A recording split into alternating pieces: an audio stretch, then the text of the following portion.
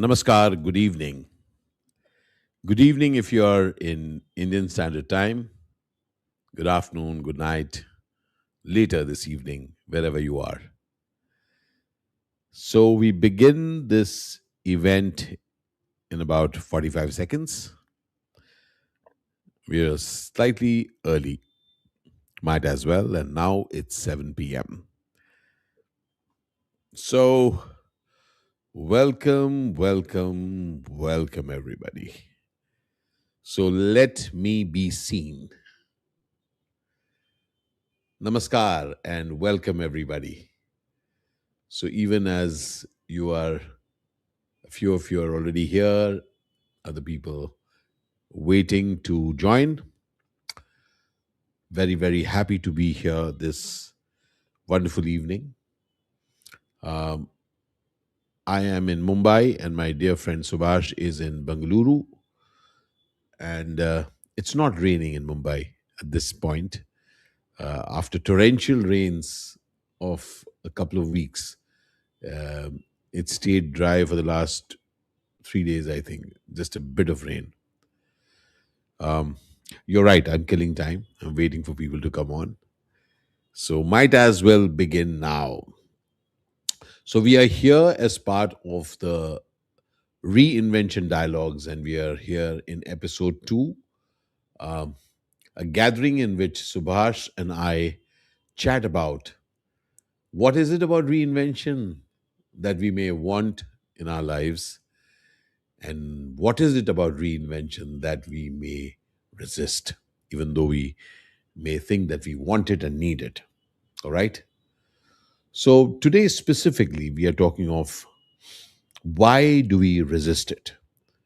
Because often it's a no-brainer. Then people say that, do you need reinvention? Do you need to evolve? And everybody nods, yes, yes, yes.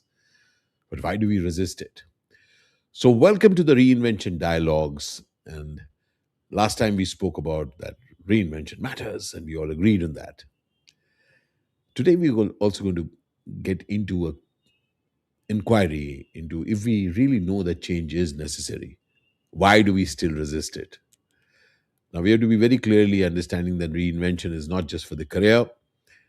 It's not going to happen only when when you hit a crisis or you reach a particular age. So, all of us reach moments in our life where we can experience that where we are, something doesn't fit us. There's something around us which is telling us to move. In a poetic way, we can say that there's another version of us waiting to emerge. So, I, being an actor, I go a lot into those images and the feelings. And then there is someone called a professional coach, a maestro at that. So, I want to introduce Subash at this point. Subash CV is an ICF Master Certified Coach, he's a leadership mentor. He's the founder of Regal Unlimited with over 30 years of corporate experience and 5,000 plus coaching hours. He works with CXOs, founders, and senior leaders in combining coaching with deep inner work to enable meaningful transformation. Welcome, Subhash. Welcome to this conversation. Thank you, Ashish. Great Hi. to be here. Hello, Wonderful. everyone. Hi. Hi. We've got quite a few people here. So, dear friends, keep putting through your questions. We will answer a few questions during and some right after. Uh, so, welcome, Subhash. Today is the second episode of the Reinvention Dialogues, and we intend to go deeper into the first episode. We agreed, we all agreed that reinvention is something that we all need. Today, we're going to touch on something which is the ouch part of it, that even though we know we need it, it's uncomfortable. So, I want to begin by asking a question. Now, I've always wondered if change is such a natural part of life. We all know it. It's a, given thing. Why do we still wait for some crisis to happen, something to go wrong before we so to say, give permission to ourselves to evolve, to change, to reinvent. I think you use the word evolve. I Mm. think our evolution over maybe hundreds or thousands of years. They say that the amygdala part of the brain records everything. So we are perpetually in that fight or flight mode. We are we are we are trying to save ourselves, be protected. That's how brain is wired. But thanks to all the wisdom that we carry now, our exposure now, we know change is constant, Mm. and AI is just a tip of the iceberg. So one of the underlying emotion around the resistance, Ashish, I feel, is the fear of reinventing. I know Mm. intellectually here that I have to Yeah. reinvent, I have to change. But the heart, the brain wants to resist that shift. Here, the familiar neuro pathways, we call it from a neuroscience point of view. Uh, the familiar turf, everything that is familiar, uh, somewhere it is very comfortable to keep us there, and the old identity, right? uh, though it is evolving in the eyes of the, I'm sure your fans, many of them are here, Mm. they're also evolving, they're also Mm. seeing the evolution in you. So change, you're also demonstrating that reinvention continuously, but still there is a reluctance for us. Right. So, question to you, Ashish. How quickly the world is changing around us. You as an artist, me as a coach, or otherwise as professionals. Mm. How do we truly prepare ourselves for what is coming next, which we don't know what is Yeah. coming next, but how do we prepare for the unknown? you know, something that you just broached upon, even as you were asking this question, even though we know that we're going to prepare ourselves for that future, it is that willingness to step out of the certainty. See, in one way, Subhash, certainly you and I and each one of us has built an identity. Yes. Okay, and as you said, that people who know us, they know us thanks to that old identity. Okay, and both you and I and each one here, we have all developed certain competence. So right at the beginning, even though the world is changing, we are extremely scared of leaving our known competencies. So an easy thing to blame is AI, right? Yes. Yeah. AI is the easy punching bag for everyone. Very true. Like, I mean, in my profession, we are looking at AI is creating films, they're creating content, Yes. AI is changing professions, and of course, even in your field, Yes. uh, coaching and even leadership questions, which were traditionally human spaces, which had a big role when people had experience. They would say that, "Hey, I have the experience, so I can answer those roles, answer those questions." But if we really notice that challenges to existing ways of beings have been from times immemorial, entire roles and skills have been transforming since times immemorial. I mean, Very we are aware of an earlier thing called stenography, true. or some other form. Yes. So many things have really, really gone. Now, for me, when I say preparing for the future, it is, we cannot be preparing because there is not the future, a future. It's not a future that you and I know anything about. Yeah. You know how I see it? I see it, and over the years, if we notice for each one of us, the today that we are in, we had no clue about it, Yeah. right? Very true. Very Not true. just that, even a 5 years back, Subhash, wherever you were, wherever I was, or anyone was, we had no clue as we were in college studying, etc., that we would reach even 10 years before that, much before that terrible villain called AI was in existence. Yes. So rather than posing a question to ourselves that are we ready, are we preparing for the future, an interesting one for me is, are we preparing ourselves for the unknowable future, if there is a word like that? Yes. It's just not knowable. So I'll share with you. A few years back, Mowgli, my son Arth, his pet name is Mowgli.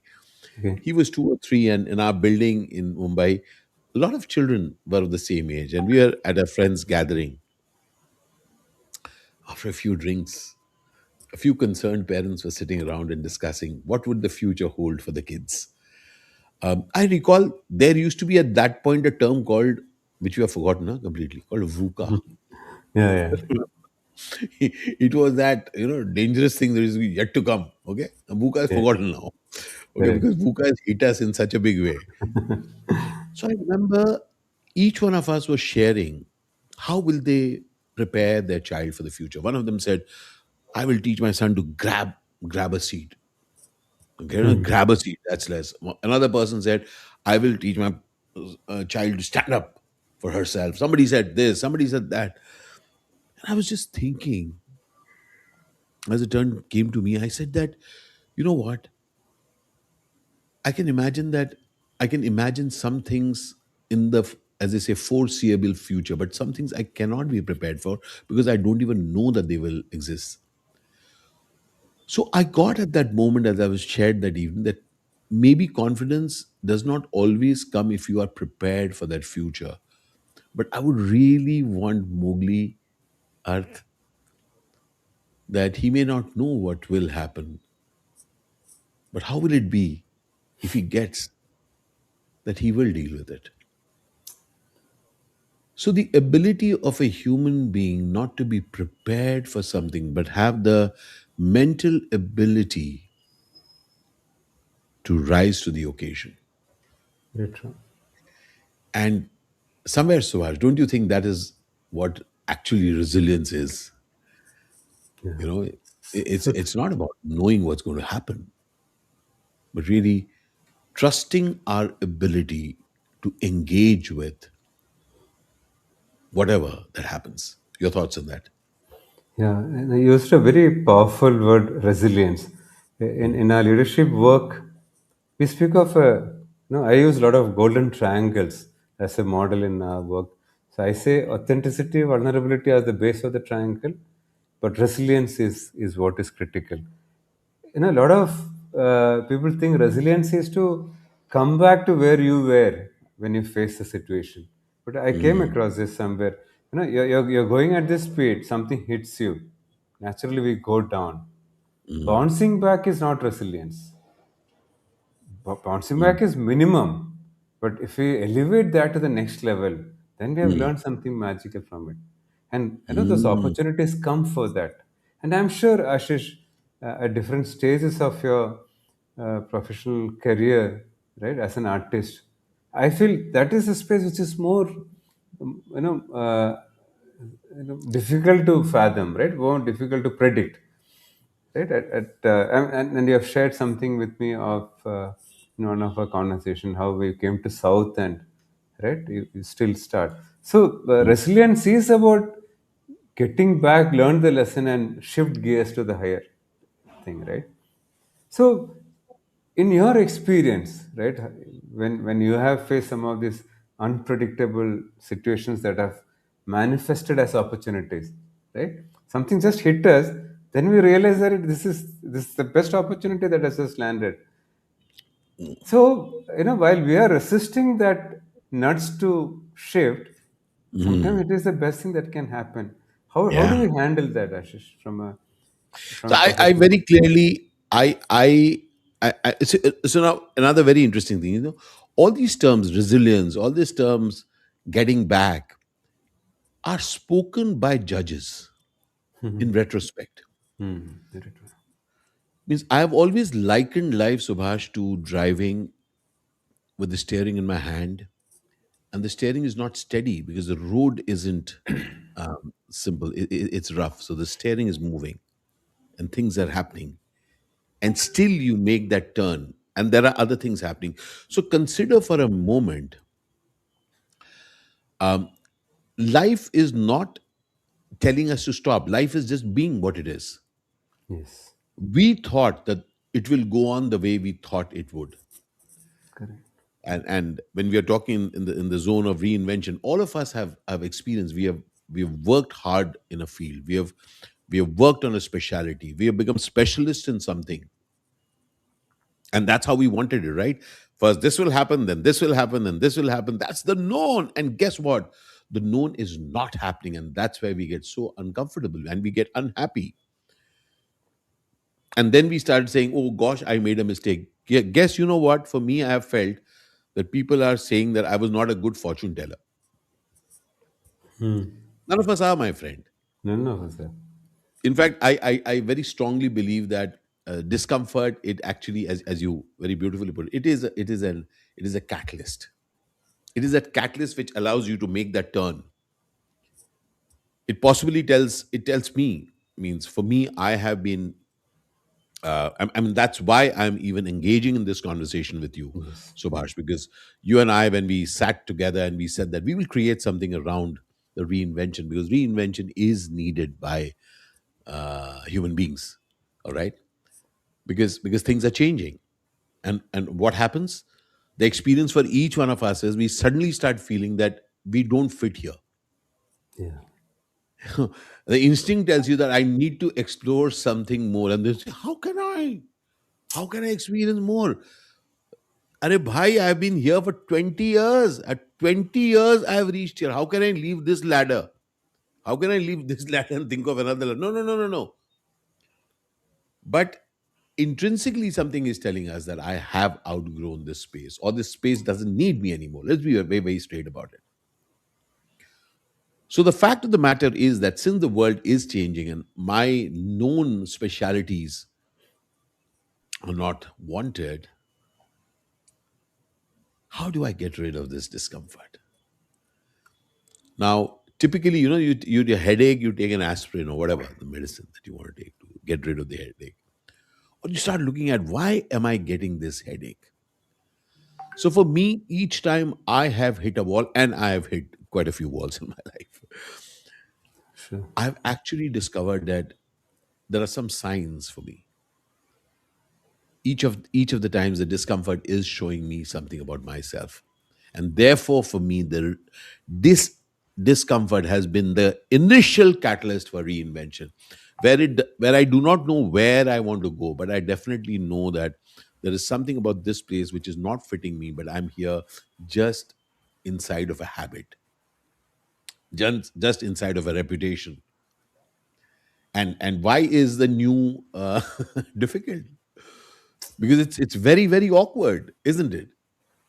Because you've been established someplace. I was established in theater, then I came to Hindi films. Established in Hindi films when I started doing films down south. Established uh, as an actor all over the country, and then I started doing talks and Yeah. coaching.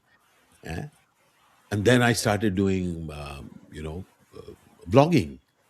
Yes. So every reinvention has an extremely awkward stage, and people see confidence at some point. But I'm telling you, and you speak for yourself, absolutely not. You're scared, filled with self-doubt, and more importantly, if you're well known, you're so Yeah. scared of looking foolish. And even before you are saying, should I be even seen doing this, people are telling, what, you're doing this? Yeah. And for me, what I've discovered is that, boss, you cannot be held ransom by people's opinion about you. Brilliant. And am I saying it with confidence? No, I'm not, my friend. It is just the dogged will that I need to do something to, because life is showing some things to me. So for me, I do not even wait for fearlessness. Our common friend, our dear friend, Gopal Rao, when I did the Landmark Forum, he liberated me by saying that you'll only get fearless the day you go. Very true. Till then, you and I have to continue in spite of fear. So therefore, the goal is not fearlessness. It is the ability to move in the presence of fear. So, so even as I'm going here, when I say that I want to move, so we kind of say that okay, that's a good idea, right? Let's move with fear. Let's move, and then the next thing comes: where should I move? And Subhash, this is something you having coached so many people and met so many people and met so many minds. One thing which I've observed, and I just want to check with you: would it be true to say that a lot of people, when they say I want this, are they genuinely wanting it? Or is it something that they've seen that they think they want? Yeah, great question. Ashish, what you spoke about, I don't belong here, I have to move, that comes with tremendous self awareness. A lot of people don't get that also because we are so caught up in the day to day maramari or the treadmill, metaphor we use it in the corporate or business, that we don't pause to reflect. Mm. Is why am I doing this, right? Few are lucky enough to get sometimes an extra knock on the head.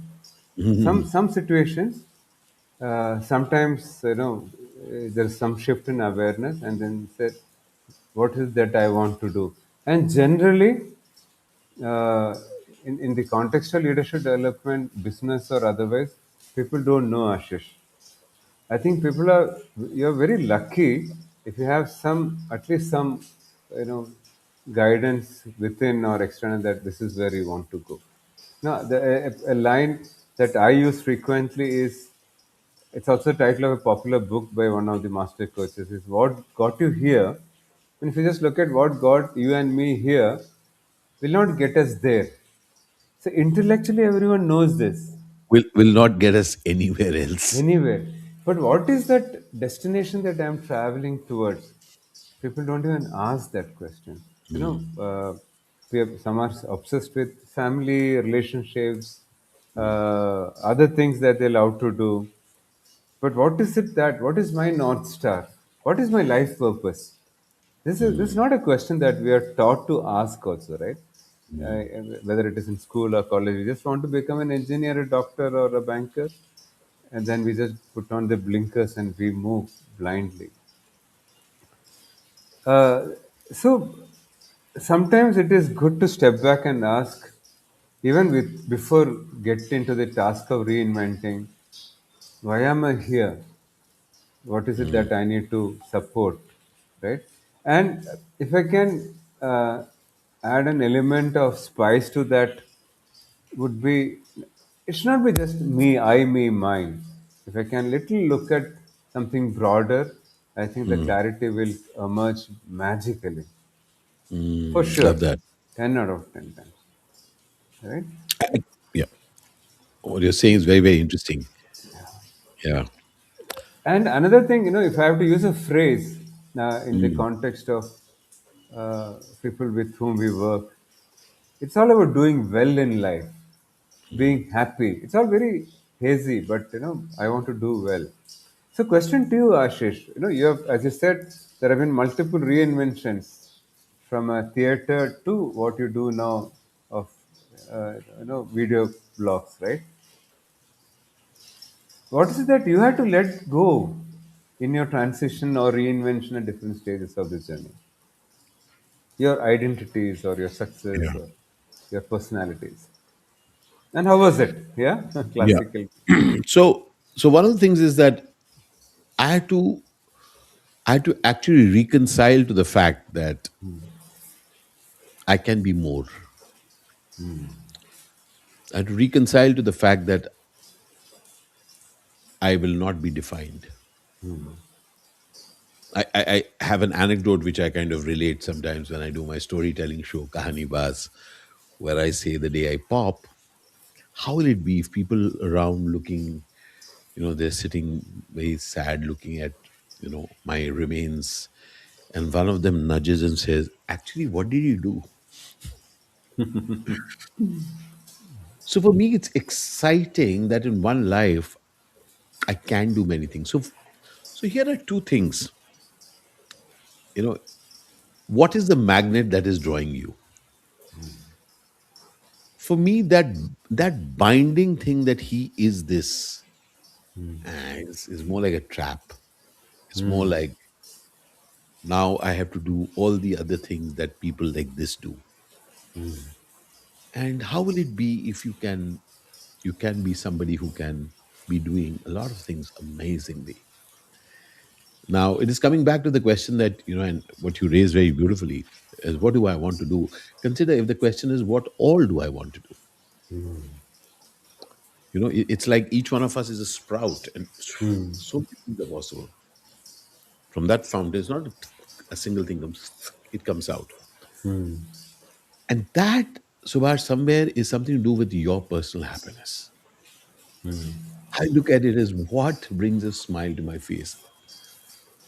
Like, of the many things that I wish to do and I do, like I as I said, I think possibly last time, when I said that I first time dared to put it on LinkedIn saying that I'm also an actor about 15 years back. Till now, when I'm also an actor, also a speaker, also a storyteller, also a blogger, also. Now that also, each of these alsos, if you notice, none of them is a mountaineer. Yeah. Why? Because mountaineering doesn't bring a smile to my face. It's a, oh, don't want to do it. So I think a beautiful way to look at yourself as to what you want is what brings a smile to your face. And therefore, inside of the things that bring a smile to your face, how will it be you really getting that I can earn something out of it? Yeah, I can get recognition even from this new field rather than being trapped in an earlier one. Also, for us to get that economic growth matters. Of course, it does. Don't Yes. ever kind of think that it doesn't. Yes. But how will it be that if you're earning and also being happy earning? So, something which I kind of love to talk about is, if each one of us gets the freedom to understand that my life, your life, each one of our lives is got to be like no one else's. It's got to be like no one else's. So live your own life. How will it be if you're not trying to ape anyone else's life? You're living a life in which you're moving in the direction that you're um, wanting to. No, a lot of people say, "Oh, that's a dream life." No, it isn't, my friend. It is, in fact, a life in which you dream and then find ways to fulfill it. So each one of us, what are we doing with our work? Our work is essentially letting people identify their dreams and their passion, rather than getting off. In fact, getting off the horse which says hope is a luxury. Yeah, all of us can't have it. Each one of us has to really, really get, and I'm very passionate about, is that passive hope. Hopefully something changes. It's just passive hope. Yeah. What I really love, Subhash, is each one of us really choosing our course of actions to fulfill that we really want. And for me, therefore, I believe that reality and possibility can exist together, because in that reality, you're working towards that possibility, which looks very, very far. And therefore, that becoming that magnet towards that inspires you. Because if we do not create a powerful enough magnet of things that I believe in, things that I want to create, things that I say that I wish to, I hope for this, yeah. This is what I hope for. And that's where you have to be a spokesperson for your beliefs. Because if we don't, then there are existing market magnets galore in the world. Ah, plenty. Magnet of fear, comparison, Yes. all this is there. In the world, it's already there. But less.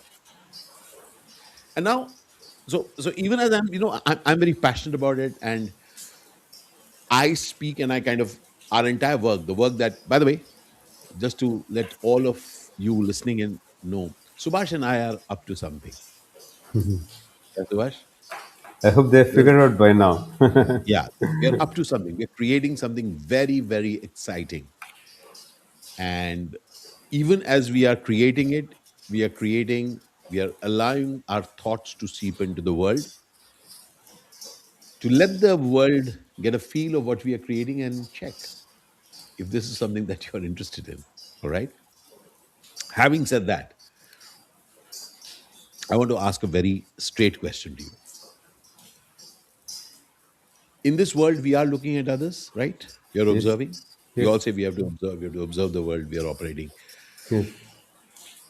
Where does that looking at others, where does somebody stops being an inspiration and suddenly becomes somebody who makes us feel smaller? Where is that thin line, Suvash? When I'm looking at someone and say, wow, it's an inspiration, or I've just not done enough. Look what that person's done. As a master coach, how do you see that playing out, this reality in this world? You know, we are constantly compared as a child, right? Our parents Yeah. compare us with our siblings and others around us. School education system is about marks. Even the topper is compared with somebody else and vice versa.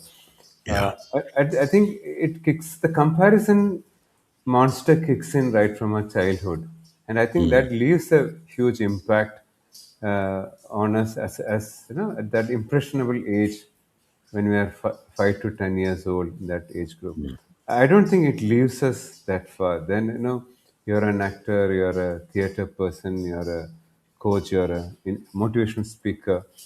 Those labels just get attached to that. But the real problem is, when you were on stage at our ICF conclave, the moment I compare, right, you with anyone else, or you with me, or anyone else, right, I think I lost the plot. yeah. But the way the brain is wired is to naturally compare, and in the process we lose the plot. So we are in a way we are hanging on to the identity and strengthening it by comparing it. That's why somebody famously said, "Can you let go who you are to become who you can be?" And it's not even becoming who you can become, right? Who you just can be. Ashish, beyond comparison and every label you carry or every magnet that you carry, there's something exceptionally unique about you as a persona, right? Which is what attracts people more than anything, more than stories that you tell. So to let go that identity and decide everything that you can become next, what do you have to go through, Ashish? Since you have gone through multiple levels of Yeah. reincarnations. So here is a thing that, even that earlier description of yours. Have you ever imagined that when we compare with anyone, what has actually that got to do with your life? Correct. If I compare, then what? Because my journey is not like your journey. Your journey may seem like my journey, but it isn't. It is not. It's just seemingly. So for me, the biggest lie that any one of us can believe in is that by comparison, anything can come. Yes. And again, I want to bring in my dear friend Gopal, our friend Gopal. When he shared many years back with me, he said that when you acknowledge someone's achievement, you actually create Yeah. a gap which you are inviting yourself to fill into, grow into. So what it does for me is that what it did for me, it honored my existing identity, if it can be called anything, my existing self. This is where Correct. I am. Correct. So where I am is not less, even though I aspire to be something else. That's a very, very critical part. Because when I started chatting about reinvention with people, with organizations, and one of the things that came up even in conversations, is that does reinvention mean garbaging everything that has happened in the past? Reinvention means everything in the past is gone. And you do you know one word has played a huge villain in our life, and that word is called unlearn. Why I really have a laugh at that. Unlearn. I mean, just imagine. It is like when you move from class eighth to class ninth. To move to class ninth, you have to unlearn it. Hello. You can't remove salt from brine for it to add. You just keep adding. You just keep adding, keep building. Reinvention, Subhash, what people have to really get is to be an addition to whatever that you have. And human beings and human abilities have amazing expandable qualities. Yes. So for therefore the past, everything about our past, therefore you say you honor your past, your experiences, your skills, your relationships, your failures, your everything that has happened in your past. So therefore, that's when actually got that I'm also an actor, where I'm not diminishing being an actor, Yeah. and and therefore the ability. So years back, I met Mr. Azim Premji. Okay, I came back and I wrote a piece on LinkedIn where I said, when you meet giants, they don't make you feel like a dwarf. Wow. So beautifully said. Because in his presence, Subhash, I felt big and Beautiful. enough. And I also experienced, wow, this is something I may grow into, grow further into. So, in a similar way, when we say namaskar, Yeah. it's I bow to you, I bow to the God in you. I do not diminish myself by respecting who you are. And therefore, for me, at the core of reinvention. That's why it's such a powerful thing, Subhash. That's why what we are creating, the process of creating, what we are introducing to the world at large is so powerful. It doesn't diminish who you have been. It actually builds on who the amazing that you have created. You recognize the amazing that you have created to create something even more amazing in the future. So at this point, I mean, I have a question as a, you know, to this master coach. When the world begins changing this entire game, what really happens? What really happens to the person who has a career? And how does reinvention go beyond just being a career question? Beyond being just, okay, I'm just this career, I move, reinvent into another career. How can reinvention impact the human being that this person is so that that person can have hope going forward in life? I like what you said. Couple of things you said earlier. One is hope and luxury, right? The way you Yeah. linked hope and luxury. You also used the word independent. What immediately struck me is it's such a fascinating coincidence that just on the eve of Independence Day, we Yeah. are talking about reinventing. As a nation, we are reinventing, if you see, if you step back and look at it. As society, we are reinventing. And AI or tech plays a very small part. So, to answer your question, when such a situation comes up, we need to remember that we are not machines. We are not, you know, we're not a lower being. We are Yeah. much bigger than what we truly potentially can be.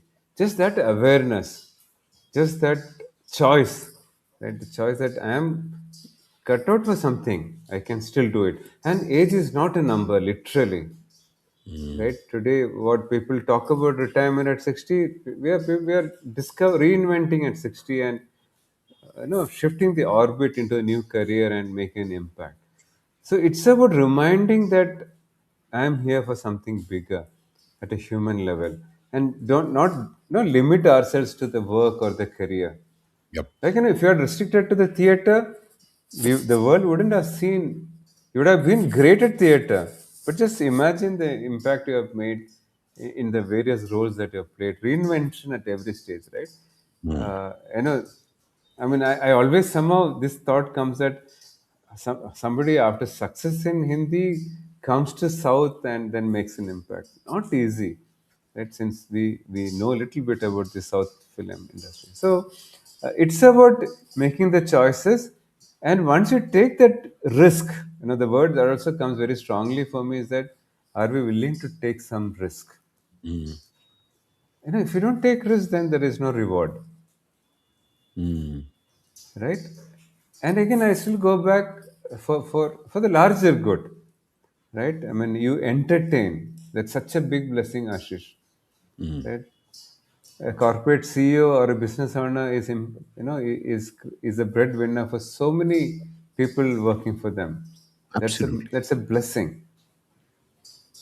Yeah. So the question to you is, no, I'm also mindful of the time. People who are listening, the second episode, and you have left a lot of triggers for them to reflect. I know it would have Mm. shaken a bit. If somebody wants to embrace change now, what next? What would you tell them? Those who are listening. So, very clearly, what we have arrived at up till this point is that be ready to actually move on, all right? Knowing that you're not losing anything that you've gained, and what are the possible things that you can be gaining. You will be reskilling yourself. You're ready to reskill. You're ready to move up the ladder of creating something which is up till now never been created. See, my personal take always has been, as far as that, um, learning gives you takes away the scare of the new, and a key part of reinvention is to learning new ways, maybe new ways of thinking, new skills, etc. So again, to let the people into a little bit of it. As Subhash and I have been designing this entire thing, we are very clear that we each one of us has to get that we are not alone. We are not the only person. I'm not the only person who may get outdated, may get Correct. fossilized. I'm not the only person, nor are you, my friend. And therefore, we are devising a method in which we work with cohorts. Now, what does a cohort do? For me, a cohort has that amazing ability to create a tribe which is together committed to making a difference to themselves Correct. in the context of the world. Making a difference to myself in the context of the world, meaning that I got to find some amazing new ways to make a difference. But how do I find new ways? And that's where the cohort again plays an amazing role, because the tribe is now also looking at each other with a commitment to grow, not with a commitment to compare, but to grow. And that's when we start discovering aspects about ourselves, our shared experiences, which somehow, many a times, they go blank, right? Because we don't see it, Correct. which we also call the blind spot. So, what we intend to do is that we want to alter the way that we have been progressing through life. Actually, see that what makes us really uncomfortable is actually possibly just a reminder that you've been postponing. And now you're not the only person who is doing that. You are with a set of people, a cohort, which is also in this entire game of repurposing their life. A whole lot of things are deep within us. And we call that things which have been hidden inside of us. And imagine if they can be made to get into action. We call them the hibernating assets that we have, the hibernated assets, and the hibernated aspirations, and the hibernating dreams. Yeah. Imagine when a cohort, just imagine the mass of that cohort in groups of 10, when people are visualizing their future, they are sharing it with each other, and then working through a process in which they discover aspects about each other which this person never knew. Somebody here lights up something for me. I say, oh gosh, And imagine the entire movement when the entire mass moves. So for me, very clearly, this game, this game that we are playing is it begins with engaging a group, engaging not with certainty, but engaging with hope. Because hope, my friend, again, as I say, is not a luxury. It is available to us. It is that which wakes us up in spite of the challenges that we face every day. And what are your thoughts on that? Means even as we are going into our closing, what are your Yeah, thoughts on that? I really want to remind every one of us, including you and me and all that who are listening, change is no longer a choice. Yeah. Fear, where we started this conversation, lean into the fear. There is no escape, right? As you rightly said, fearlessness is only, you said like that, right? Just anchoring that for the benefit of everyone. Hope and luxury, fabulous point. The magnet, right? People say you're a great actor, you get stuck there. You're a Mm. great coach, I get stuck as a coach, but I'm bigger than, the potential is much bigger. So it is about. I liked what you spoke about, the tribe, the cohort-based accountability partners, because we grow when the entire consciousness elevates. If I still just think at this stage I can just go up, no, we have gone up to the maximum. Now we need the tide to raise it, and that's Yeah. what the cohort, the tribe will do, Yeah. and that's what we are trying to create for together for sure. Absolutely. I'm really excited because even as we are ready to take some questions, if there are any questions, let them be popping up. Uh, just this entire game that Subhash and I are setting up is that um, who can I be? Who can that traveler be who's ready to meet a future that that traveler cannot see at this moment? Because quite clearly, reinvention is definitely not a one-time event. So we want to set it that we start rolling. We really start rolling, and we really get that from eighth we move to ninth, move to 10th, 11th, 12th, da da da da. I love the term. I call it keep becoming. Yeah. Do we have any questions? Yeah, there is All one on right. the So, screen. will you like to take this on, sir? Is there any solution to get rid of overthinking and anxiety? Naveen Kumar is asking this question. Subhash, over to you. Reinvention is the starting point, right? The process will not give you time to think. Yeah. Will not give time. No, there will be a bit of fear and anxiety.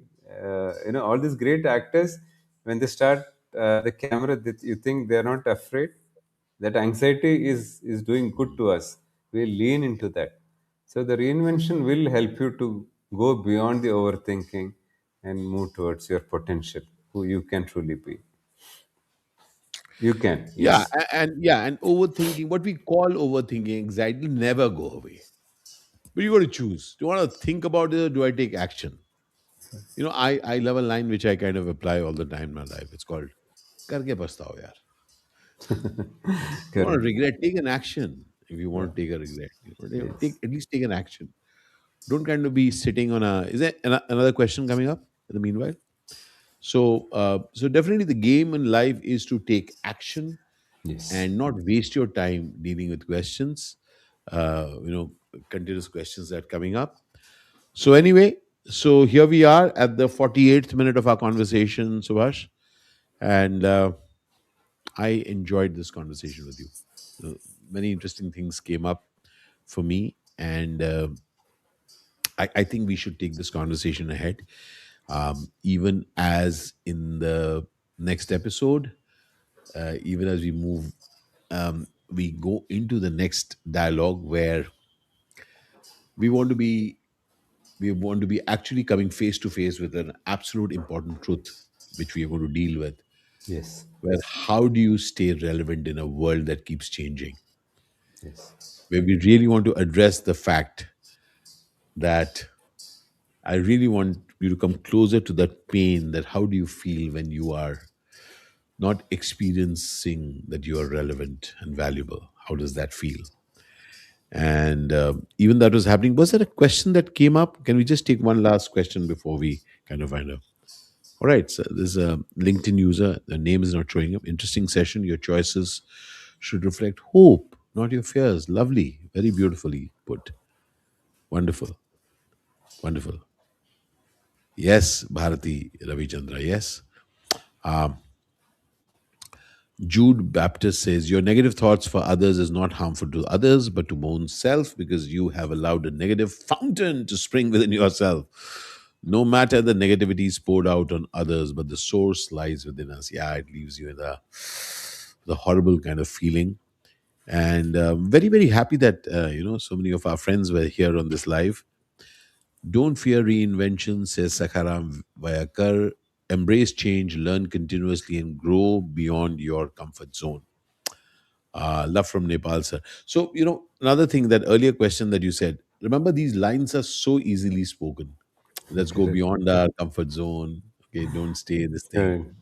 Correct. What we are dealing with is a real time thing, um, not slogans, not things which people will agree on. When we say should you grow? Yes. Should you operate in silos? No. The easy things to say yes and no to, but in practice, uh, that's when challenges happen. And what we intend to do during the reinvention project and part of this series going into the program is going to happen sometime in October. October. Yeah. Yeah. Muntasir Muhammad Adamu, great conversation, joining from Nigeria. You have time. We plan to put out the first of the programs in October, October. live, you know, at a hill station in the plains. I won't tell you where it is. Yeah, Residential. Yes. yeah, yeah. So the idea here is that let's get interested in our life, my friend. It's personal. Many a times, Subhash, people say it's not personal. I say it's personal, my friend. It's Yeah, personal that beautiful. each one of us wants to be respected throughout our life. Correct. Let's face it, people respect you only when they need you. And you feel terrible when you suddenly feel that I'm not relevant. You know why? Because you have said that you are not relevant. Very true. This world is available to each one of us, and therefore, this program that we are creating is one in which people can actually discover it is possible. Why? It is possible. It is. Yeah. Closing thoughts, Subhash, as we sign off for this evening. It's a choice. It's a choice that we have to make. It's not easy. Leverage the fear and go for it, for sure. Yeah. And we'll find the cohort or the tribe that Ashish spoke of Yeah. to co-create this together, for sure. Yeah. Because a cohort makes you realize that Yes. you ain't alone. Yes. And the cohort makes you realize that together we can really power it forward. So thank you so very much, Subhash, for being in Thank this you. conversation. Great, great Appreciate it. reflecting on Thank you. this. Yeah. Thank you. Yes. Bye, everyone. And thank you, everyone who's joined. I want to thank the entire team which has been putting this up together.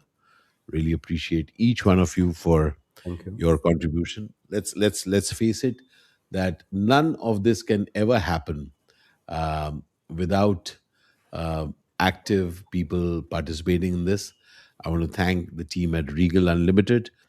I want to thank the amazing team at Avid Miner, Divya Sane, Swapnil, and you want to thank people in Regal, Subhash. Yeah, You want to everyone, take the names? every Yes, team member here, Mehak, appreciate. Anirudh, Akanksha, yeah, everyone. Thank you so very much, everybody. And do let us know in your comments what you thought about it, and also the little hint that Subhash and I have dropped. Thank you for the insightful sessions, says John Tangaraj. We have another 6 minutes. Any question? Jude Baptist, thank you. Great evening. Dilshad Hussain, what is the price of finding yourselves losing your own tribe? Yes. There's this very interesting play I did years back called Uttayan. by Kavalam Narayan Panikar. It is about the elephant which leaves its the tusker who leaves its herd. And Dilshad, it is all about finding your herd. You may be in a herd, and then you may have to step out to find your herd. And what is the outsider? The outsider is called the outsider by certain people who are on this side. And a set of outsiders become a set of insiders again. On the game, I think what I've discovered is that you continuously evolve and find people. It's not just find like minded people, I would say even may find diverse people, but Correct. people who are committed to something amazingly new because the world is new, right? Very Rajat? true. Yeah. Thank you, Archana Patel. Thank you so very much. Appreciate it. Yeah, the more you have conversation, discussion, the more you change lives and you have to take action on that. Yeah.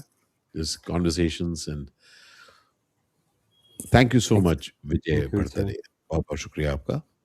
And what you people can do in the meanwhile is that you, in your comments, do let us know how we can reach out to you because we're going to roll out in the coming days. We're going to have sessions which are going to be live, but they're going to be live possibly on Zoom, where some people who choose to be in that conversation will be invited, where we will go deeper into this conversation to actually let people know what this program is going to be all about.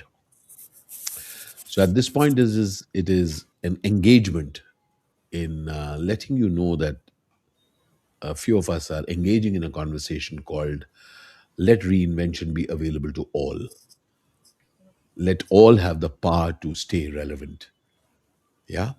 Yes. So thank you, Bharti Ravichandra. Thank you so very much. Appreciate it.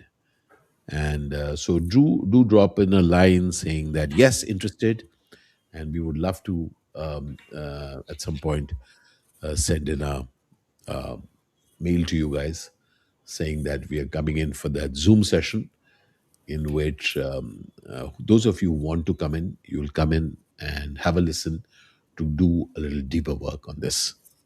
So at this point, uh, thank you, Subhash. Thank you once Thank again. you, Ashish. Yeah, thank you. And thank Great you all. connecting. Thank you. Cheers. Bye. Lots and lots of love. Cheers. Have an Thank you. extraordinary Independence Day ahead. And here's wishing us all an extraordinary life in this amazing country called India. Love you, love you, love you. Jai Hind. Thank you. Bye bye. Thank you Jai so Hind. much. Thank you so much. Thank you so much.